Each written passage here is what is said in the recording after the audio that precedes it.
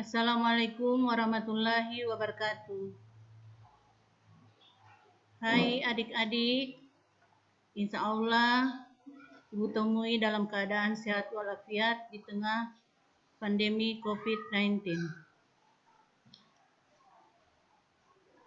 Hari ini Ibu akan memberikan materi pengenalan lingkungan sekolah SMP Negeri 12 Gorontalo.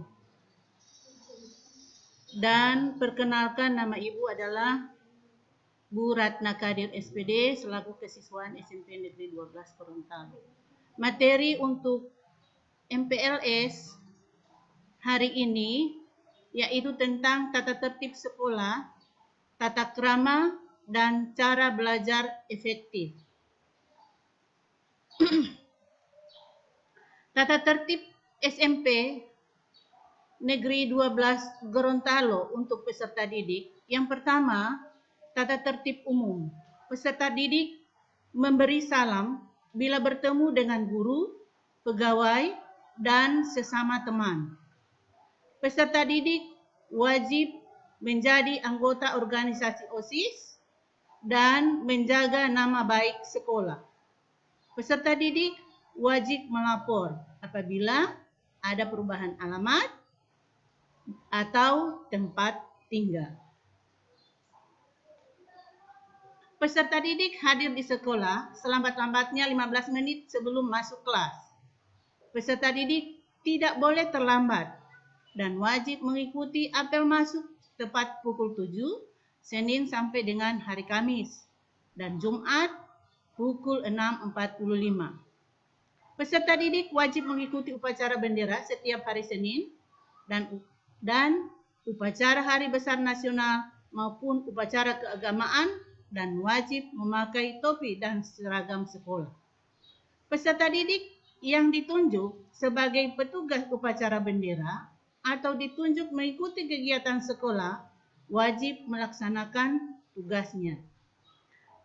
Setiap peserta didik wajib menjalankan 7K, keamanan, kebersihan, ketertiban, keindahan, kekeluargaan, kesehatan, dan kerindangan sekolah. Peserta didik wajib mengikuti kegiatan ceramah agama, hifdzil Quran, kultum, sholat duha, senam pagi, dan kerja bakti di hari Kamis, dan mengikuti kegiatan ekstrakurikuler sesudah pembelajaran, yaitu pramuka, MR, olahraga, dan seni. Peserta didik wajib mengikuti pelajaran dengan seksama sampai berakhirnya pelajaran dan menjaga keamanan, ketertiban, kekeluargaan selama pelajaran berlangsung. Peserta didik yang meninggalkan kelas karena sesuatu hal, sakit, keperluan lain yang sangat penting, itu harus meminta izin kepada guru pengajar, guru piket, dan wali kelas dengan ketentuan membawa kartu izin bila keluar pada jam pelajaran berlangsung. Pada saat pergantian jam pelajaran, peserta didik tidak boleh keluar kelas. Dan apabila guru mengajar belum hadir atau berhalangan, ketua kelas atau petugas lainnya wajib menghubungi guru pengajar yang tercantum dalam jadwal atau memberitahukan pada guru piket. Pada saat istirahat, peserta didik tidak boleh tinggal di dalam kelas. Tidak boleh keluar halaman sekolah kecuali ada izin dari guru piket. Peserta didik wajib keluar halaman sekolah, wajib melalui pintu masuk. Peserta didik wajib melaksanakan kegiatan-kegiatan dilaksanakan oleh sekolah. Peserta didik yang sakit lebih dari 2 hari wajib melampirkan surat keterangan dokter.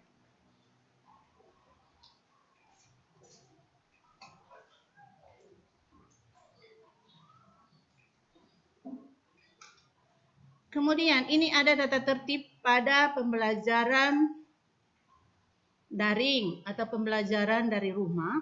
Yang pertama, pra pembelajaran.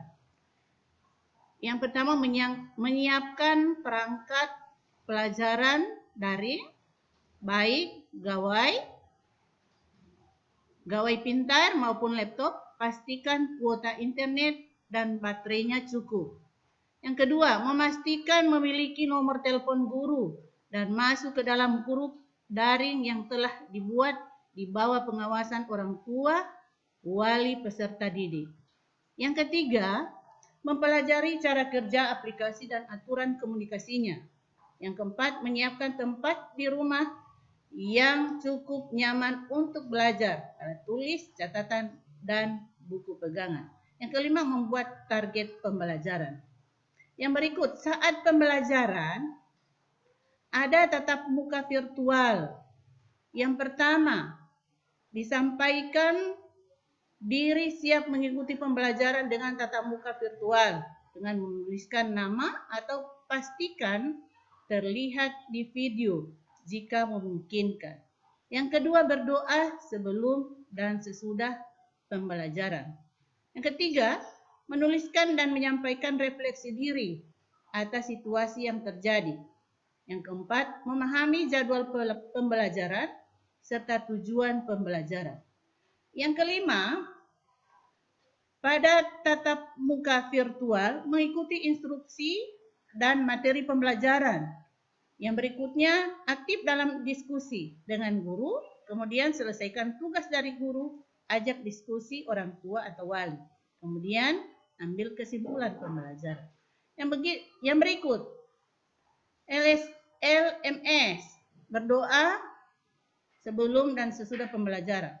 Memahami jadwal pembelajaran serta tujuan pembelajaran, menyelesaikan semua aktivitas dalam LMS sesuai dengan jadwal, penguasaan materi, tugas, dan penilaian. Kemudian, berkonsultasi dengan guru dan orang tua atau wali dalam penyelesaian aktivitas dalam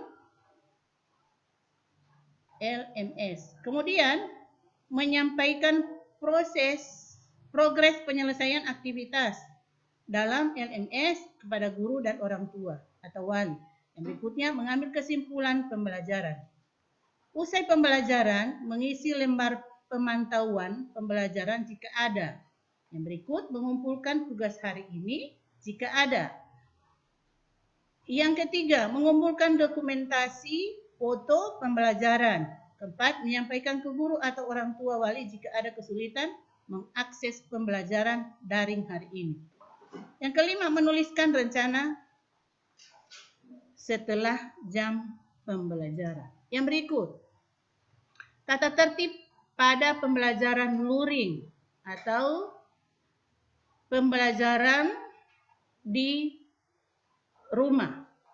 Pra pembelajaran, yang pertama, menyiapkan buku atau piranti pembelajaran yang dimiliki di rumah.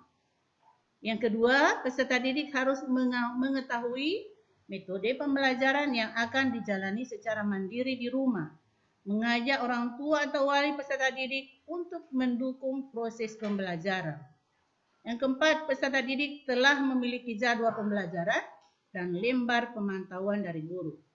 Kemudian, saat pembelajaran berdoa sebelum kegiatan, memahami materi pembelajaran sesuai dengan instruksi dari guru. Mengajak diskusi orang tua atau wali peserta didik atau orang dewasa yang ada di rumah untuk membantu proses belajar. Yang terakhir, menyelesaikan penugasan dari guru. Kemudian, setelah usai pembelajaran, yang pertama selalu berdoa, mengisi lembar pemantauan harian, mengumpulkan tugas, dokumen tugas, dan foto pembelajaran. Terakhir, dokumen tugas lembar pemantauan harian disampaikan ke guru setiap akhir minggu atau disesuaikan dengan kondisi peserta didik. Yang berikut, ketentuan seragam sekolah hari Senin sampai dengan Selasa. Pakaian seragam putih biru. Hari Rabu, pakaian seragam batik putih. Hari Kamis, pakaian seragam pramuka. Hari Jumat, pakaian seragam PMR. Yang berikut, selain tata tertib sekolah, sebagai siswa pun, dalam materi MPLS ini juga harus mengenal tata krama siswa di sekolah. Yang pertama, tata krama siswa di sekolah adalah nanaku Islam mengatur seluruh bagian kehidupan, termasuk ketika kita belajar di sekolah. Kalian tentu sudah mengetahui bahwa mencari ilmu itu wajib bagi setiap muslim. Dari mulai yang buayan sampai liang lahat. Dalam melaksanakan kewajiban belajar itu tentu kita harus mengindahkan tata krama dan sopan santun agar kita dapat meraih ilmu yang banyak sekaligus bermanfaat.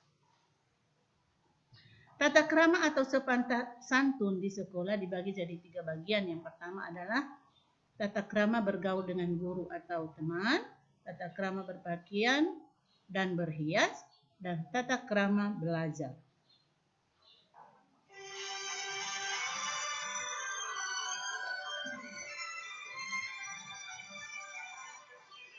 Demikian yang Ibu sampaikan tentang materi MPLS pada hari ini. Selamat belajar, selamat mengikuti pelajaran materi MPLS di SMP Negeri 12 Gorontalo. Demikian. Wassalamualaikum warahmatullahi wabarakatuh.